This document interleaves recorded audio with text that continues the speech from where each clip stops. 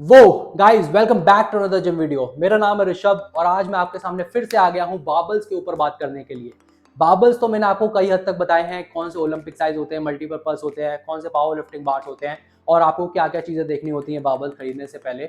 But एक चीज जो कि इन हैंड फील आपका काफी ज्यादा इंप्रूव करती है बार्बल को जब आप पकड़ के एक्सरसाइजेस करते हैं, उस चीज के ऊपर आज हम बात करेंगे, जो कि है नर्लिंग।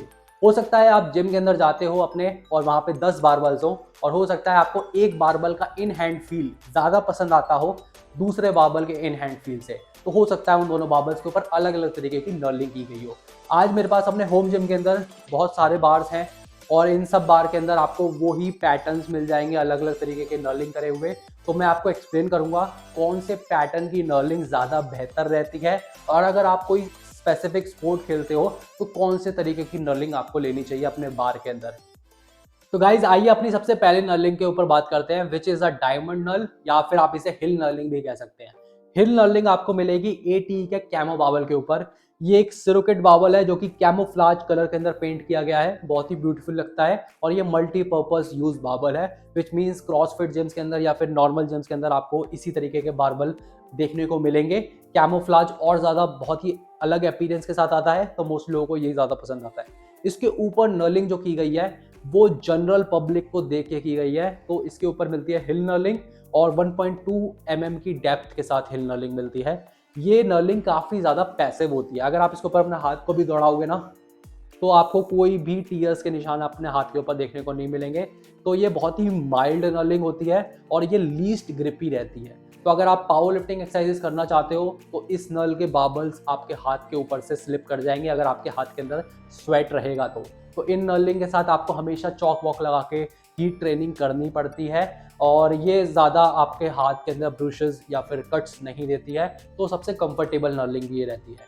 डायमंड नर्लिंग या हिल नर्लिंग इसे क्यों कहा जाता है, बिकॉज इसके जो टॉप्स होते हैं वो पूरे शेप्ड होते हैं, कॉनकेव ही रहते हैं, तो वो इतने ज़्यादा शार्पनेस के साथ आपको नहीं मिलेंगे। तो ये सबके लिए बेटर नर्लिंग है, बट मुझे ये नर्लिंग बिल्कुल भी पसंद नहीं है।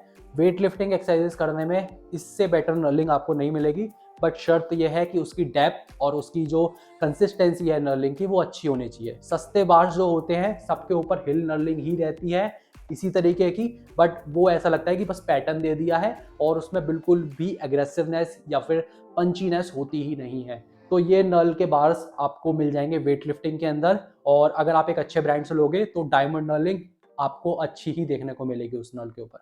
तो गाइज अब हम आ जाते हैं अपने सेकंड नल टाइप के ऊपर और सेकंड बार के ऊपर, जो कि है एटी का स्टेनलेस स्टील शाफ्ट का बारबल। इसके ऊपर आपको मिलती है 1.5 mm का वॉल्केनो नल। वॉल्केनो नल सबसे बेस्ट नल रहता है पावर लिफ्टिंग बार्स के अंदर, बिकॉज ये काफ़ी ग्रिपी रहता है और साथ ही में थोड़ा एग्रेसिव नल भी आप इसे कह सकते हो।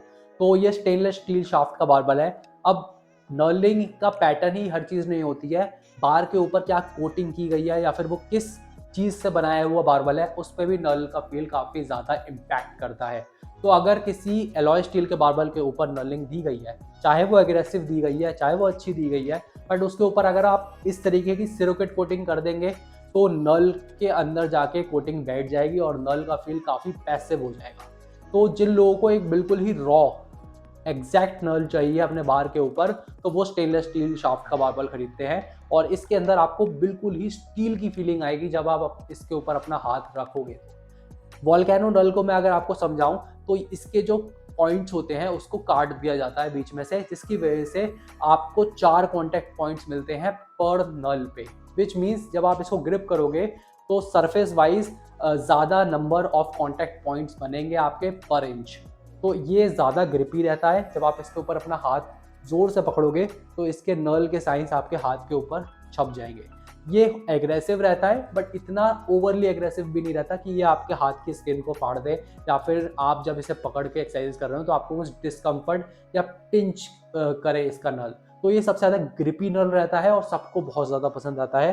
तो volcano null is the absolute best null. अगर आप डायमंड नल से वॉल्केनो नल पे शिफ्ट करोगे तो डेफिनेटली आपको वॉल्केनो नर्लिंग ज़्यादा पसंद आई। तो गाइस जो तीसरा नल पैटर्न होता है वो होता है माउंटेन नर्लिंग का। अब मेरे पास एग्जैक्ट बाबल नहीं है जिसके ऊपर माउंटेन नर्लिंग करी गई हो, बट मैं आपको थोड़ा एक्सप्लेन कर देता हूँ। माउंटेन नर्लिंग पिरामिड जैसे आपने देखा होगा ना, उसकी पीक होती है बिल्कुल शार्प, वैसे ही होता है माउंटेन नल। तो वहाँ पे पर नल पे आपको एक सिंगल पीक मिलती है, जहाँ पे वॉल्केनो नल के अंदर आपको सिंगल नल पे 4 कॉन्टैक्ट पॉइंट्स देखने को मिल रहे थे और चारों के चारों शार्प थे, जिसकी वजह से काफ़ी अच्छी ग्रिप बनाता है वॉल्केनो नल। वहीं पे माउंटेन नल काफ़ी शार्प एजेस के साथ आता है, और अगर किसी को सबसे शार्प बार्बल परचेज करना है ना, वो माउंटेन नल का बार्बल होना चाहिए। आपने रोक फिटनेस का बार्बल देखा होगा, वो एग्रो बार्बल, वो सबसे ज़्यादा एग्रेसिव बार्बल है यूएस के अंदर, और वो काफ़ी ज़्यादा शार्प एजेस के साथ आता है, उस पर माउंटेन नलिंग की गई है।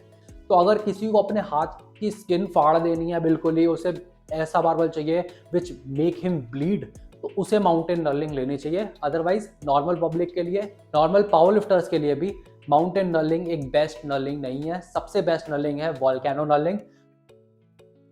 सो गाइज, आपको कौन सी नर्लिंग पसंद आई है, डायमंड नर्लिंग, वॉल्केनो नर्लिंग या फिर माउंटेन नर्लिंग? पर्सनली मेरी माने तो वॉल्केनो नर्ल ज़्यादा बेटर रहेगा, ग्रिपी भी रहेगा और आपके हाथ की स्किन को फाड़ेगा भी नहीं। अगर आपको डायमंड नर्लिंग चाहिए तो मल्टीपर्पज़ बाबल आप देख सकते हो, एटी का कैमो बाबल, ये डायमंड नर्लिंग के साथ आता है। ये एटी का स्टेनलेस स्टील बाबल, ये वॉल्केनो नल के साथ आता है। और वॉल्केनो की जो आपको 4 एजेस मैंने आपको बताई थी, वो इस बाबल के अंदर काफ़ी अच्छी तरीके से विजिबल है।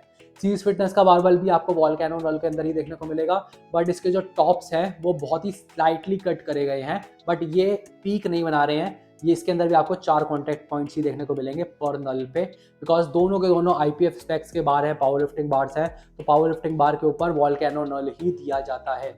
तो अगर आपको एक बहुत ही अग्रेसिव नल चाहिए बट माउंटेन नल से थोड़ा कम चाहिए, तब आप सीज फिटनेस का बार्बल की तरफ जा सकते हो। ये काफ़ी एग्रेसिव नल है। और अगर आपको थोड़ा माइल्ड नल चाहिए बट वॉल्केनो में ही चाहिए, तब आप एटी का स्टेनलेस स्टील बार्बल दे सकते हो। बट अगर आपको सबसे फ्लैट नल का बार्बल चाहिए, पैसिव नलिंग चाहिए, बिकॉज आपको अपने जिम के अंदर डालना है और मल्टीपल कस्टमर्स आते हैं, लेडीज़ भी आती हैं, गर्ल्स आती हैं जिनके हाथ थोड़े सॉफ्ट हैं, सबके लिए डायमंड नलिंग बेटर रहेगी। तो सस्ते बारबल्स हैं उनसे आप बचिए। 1.2 mm का डायमंड नल होना चाहिए आपके बार के अंदर। स्पेसिफिकेशंस चेक करने के बाद ही बारबल्स को परचेज कीजिए। अगर आपको इन तीनों में से बारबल कोई परचेज करना हो या फिर आपके कोई क्वेश्चंस हो, आप मेरे को कमेंट में लिख सकते हो। मैं आपको एक सही बारबल सजेस्ट कर दूंगा, या फिर कोई भी आपके क्वेश्चंस होंगे उन्हें एड्रेस कर दूंगा। Thank you guys for watching this video. मिलते हैं नेक्स्ट वीडियो के अंदर किसी और टॉपिक के ऊपर बात करते हुए। Bye bye.